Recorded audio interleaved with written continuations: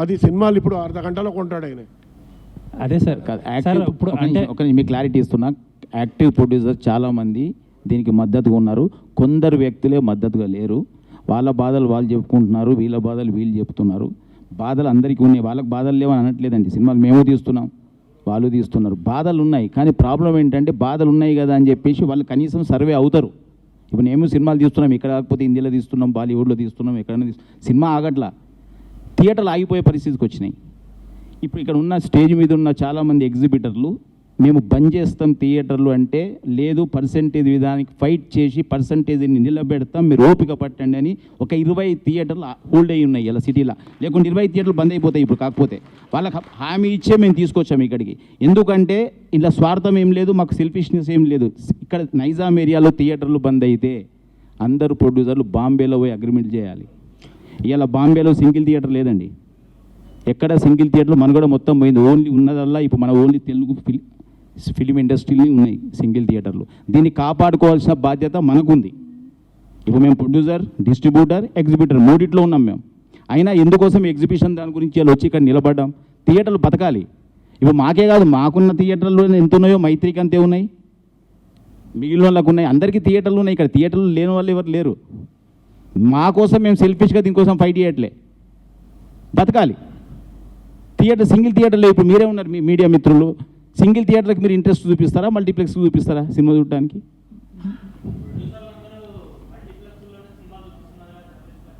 అది మరి మీరు అవాయిడ్ చేయట్లేదు, మీరు కూడా ఇంట్రెస్ట్కి వెళ్తున్నారు. మమ్మల్ని చిన్న వీళ్ళు అదే ఎగ్జిబిటర్లు అదే అంటున్నారు, మీరు కూడా మమ్మల్ని చిన్న చూస్తున్నారని.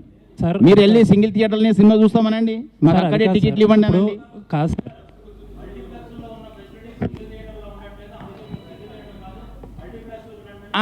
రైట్, మీరు చెప్పేది బాగుంది. మీరు ఇప్పుడు ఆ పర్సెంటేజ్ సిస్టమ్ అయిన తర్వాత మీరు ఏ థియేటర్లు అయితే ఆ ఫెసిలిటీస్ లేవో మీరు నిలదీయండి.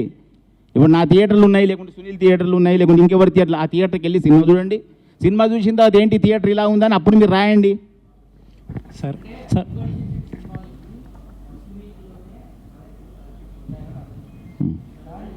అట్ ద సేమ్ టైం మీరు ఆ ఫస్ట్ వీక్లోనే ఆ పర్సంటేజ్ ఎక్కడ అమలు చేస్తే కనుక హై బడ్జెట్ సినిమా అంటే ఇవాళ ఎక్కడ ఉంది? తెలుగు ఉందా, ప్యాన్ ఇండియా ఉందా? మీరు నాకు ఆన్సర్ చెప్పండి. హై బడ్జెట్ మూవీ తెలుగు సినిమానా, ప్యాన్ ఇండియా సినిమానా? అది చెప్పండి నాకు ఆన్సర్. తెలుగు సినిమానే. Telugu cinema pan India cinema అయింది, అలా తెలుగు సినిమా లేదు. High budget cinema pan India. Pan India అన్నప్పుడు మరి బెంగళూరులో ఎందుకు పర్సెంటేజ్ ఇస్తున్నారు, మహారాష్ట్రలో ఎందుకు పర్సెంటేజ్ ఇస్తున్నారు, తమిళనాడు ఎందుకు పర్సెంట్ ఇస్తున్నారు? తెలుగు స్టేట్ ఏం చేసింది? మన సినిమా, మన హీరోలు, మన డైరెక్టర్లు, మన వ్యవస్థ. మనకేది? మన థియేటర్లు ఎక్కడన్నా ఈరోజు? మీరు మాట్లాడండి సార్, మీడియా మీరు మాట్లాడండి, మీరు నిలదీయండి క్వశ్చన్లకు ఆన్సర్లని. మేము కాదు మాట్లాడాల్సింది. మేము మాట్లాడితే శిరీష్ రెడ్డి బ్యాడ్, శిరీష్ రెడ్డి ఇలా మాట్లాడతాడు. ఇది కాదు, వ్యవస్థని మొత్తం టోటల్ ఇండియాలో అన్ని స్టేట్లు తిరగండి, తిరిగి ఎక్కడ ఏ వ్యవస్థ ఎలా నడుస్తుంది. మనం ఒక్కళ్ళం కాదు కదా. ప్యాన్ ఇండియా సినిమాలు చేసి ఒక పుష్ప లాంటి సినిమా ఇలా ఎంతమంది ఎంజాయ్ చేశారండి వరల్డ్లో, ఇండియాలో. మనం ఎక్కడ ఎంజాయ్ చేసాం? మనకేంటి చెప్పండి? వాళ్ళు ఎంజాయ్ చేస్తున్నారు. ఇప్పుడు అక్కడ పోయి అందరికి పర్సెంటేజ్ ఇచ్చి వస్తున్నాం కదా. మేము గేమ్ చేంజర్ చేసాం, మేము ప్యాన్ ఇండియా సినిమాలు చేస్తున్నాం, మేము ఇప్పుడు హిందీలో సల్మాన్ ఖాన్తో సినిమా చేస్తున్నాం. అంటే ఎంత పాన్ ఇండియా సినిమా అయినా తెలుగు స్టేట్స్లో వచ్చే డబ్బు వేరు, మిగతా దాంట్లో ఇప్పుడు మీరు అన్నట్టు బెంగళూరులో ఇస్తున్నారు, లేకపోతే తమిళనాడులో ఇస్తున్నారు అంటే నెంబర్ ఆఫ్ థియేటర్స్ తక్కువ అయి ఉండొచ్చు, ఇంకా అక్కడ దేర్ ఈజ్ నో ఆల్టర్నేట్ అయి ఉండొచ్చు. కానీ రావాల్సిన డబ్బే ఇక్కడ. ఒక నిమిషం, నేను ఆన్సర్. ఆల్టర్నేట్ ఎందుకయింది? మూతపడ్డాయి. బాంబేలో ఎన్ని సింగిల్ థియేటర్లు చెప్పండి? బాంబేలో ఎన్ని సింగిల్ థియేటర్లు? బాంబేలో సంవత్సరాలు అయిన సినిమాలు రోజులున్నాయి కదా, ఇక్కడ పోయినాయి ఆ థియేటర్లు లేవు కదా. ఇప్పుడు రేపు అదే హైదరాబాద్ అలే ఆగుద్ది. ఇంకొక 1 year తర్వాత మొత్తం ఏ థియేటర్ కనపడుతుంది? నేను RRR రిలీజ్ చేశాను నైజాంలో. RRR సినిమాకి ఇప్పటికీ సినిమాకి 100 థియేటర్లు పోయినాయి తెలుసా మీకు? ఎన్ని రోజులైంది RRR వచ్చి? అంతరించిపోతుంది. ఇవన్నీ తెలిసిన వ్యక్తిగా నేను మాట్లాడుతున్నా. తెలియని వాళ్ళు చాలా మాట్లాడుతున్నారు. ఇండస్ట్రీలో ఏ ప్రొడ్యూసర్కి తెలియదు, ఏ థియేటర్ బంద్ అయింది తెలియదు, ఏ థియేటర్ ఉన్నదో తెలియదు. మేము మాట్లాడుతున్నాం, పోతుంది. ఎందుకంటే డిస్ట్రిబ్యూషన్లో ఉన్నాం మేము. ఇంక ఉండాలి వ్యవస్థలో. ఇక్కడ డిస్ట్రిబ్యూషన్ అయితే మూసుకోలేం కదా. సో అంటే బీయింగ్ ఏ ప్రొడ్యూసర్, మీరు ఇప్పుడు ఒక 100 కోట్ల సినిమా తీసారు అనుకుందాం. ఈ 100 కోట్ల సినిమాని రిలీజ్ చేసినప్పుడు అప్పుడు మీరు కూడా యాజ్ ఏ ప్రొడ్యూసర్గా ఈ పర్సంటేజ్ విధానాన్ని కావాలి అని అంటారా? 100%. ఎందుకంటే అని అంటున్నానంటే మీకు ఇది చెప్తా. వ్యవస్థ మారాలంటే ఇక్కడికి వెళ్ళి మారాలి, పైనుంచి మారదండి, ఇక్కడ నుంచే మారాలి. పాలిచ్చేవాడు పాలేరయ్యాడు. ఇవాళ వ్యవస్థ ఇక్కడ నుంచి స్టార్ట్ అవుతుంది, రెవెన్యూ ఎక్కడికి వెళ్ళి మొదలవుతుంది, థియేటర్ నుంచి రెవెన్యూ మొదలవుతుంది. కానీ ఇలా ఓటీటీకి పోయిన తర్వాత ఓటీటీ ఇంపార్టెంట్ అయింది, థియేటర్ చిన్న చూపైంది. అది కాదు కదా, ఇక్కడికి వెళ్ళి మనం ఎంజాయ్ చేసేది థియేటర్ని, మనం సినిమా చూసేది థియేటర్ని, కటౌట్లు పెట్టి ఎంజాయ్ చేస్తున్నారు, పాలాభిషేకం.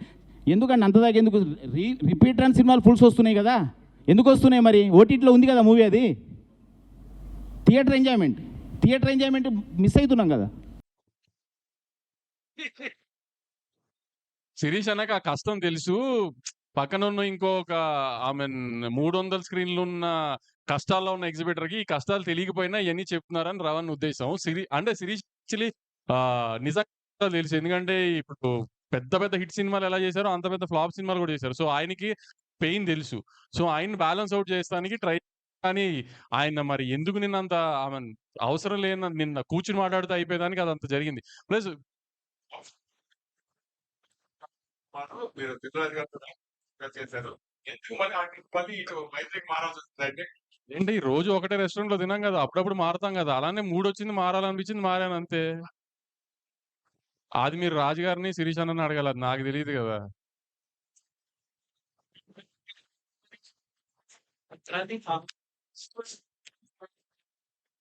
సార్ డిస్ట్రిబ్యూషన్ లో ట్రాన్స్పరెన్సీ లేదని మేము ఎప్పుడు అనట్లేదు. కానీ ఇప్పుడు దాకా ఏంటంటే ఇప్పుడు ఒక సినిమా ఎన్ఆర్ఏ అమ్మేస్తున్నాం అనుకో, మన మేంచి ఒక డిస్ట్రిబ్యూటర్ మీద బర్డెన్ వెళ్తున్నప్పుడు మనకంటే తను ఎక్కువ బాధ్యతగా ఉంటాడు. సో మనం అతన్ని ట్రాన్స్పరెన్సీ అడగాల్సిన అవసరం లేదు. కానీ ఇప్పుడు పర్సంటేజ్కి వచ్చేసింది అనుకోండి, ఫర్ సపోజ్ ఇప్పుడు వాళ్ళందరూ చెప్పినట్టు యూఎస్ లో ఉంది కదా, కర్ణాటకలో ఉంది కదా, ఈ అన్నిటిలో రెంట్ ట్రాక్ ఉంది, లేకపోతే మాకు సిస్టమ్ తెలుస్తుంది రెంట్ ట్రాక్ యూఎస్ లో మీ అందరికీ తెలిసినట్టు. సో అట్లానే మాకు ఇప్పుడు పర్సంటేజ్ మీదకి వెళ్తుంది కాబట్టి మీరు అన్నట్టు ఫుట్ఫాల్ పెరిగినా, థియేటర్స్ వాళ్ళు బాగుపడుతున్నా, అన్ని జరిగినా మాకు ఆ రెవెన్యూ సైడ్ ఎంత పెరిగిందో తెలియాలి. కాబట్టి మాకు ఆ ట్రాన్స్పరెన్సీ కోసం రెంట్ ట్రాక్ కావాలి అంటున్నాం. ఇప్పుడు దాకా ఏంటంటే మరి పర్సంటేజ్ వచ్చిన తర్వాత వేరు, రెంటల్లో ఉన్నప్పుడు వేరు కదా. రెంటల్లో ఉన్నప్పుడు డిస్ట్రిబ్యూటర్ రిస్క్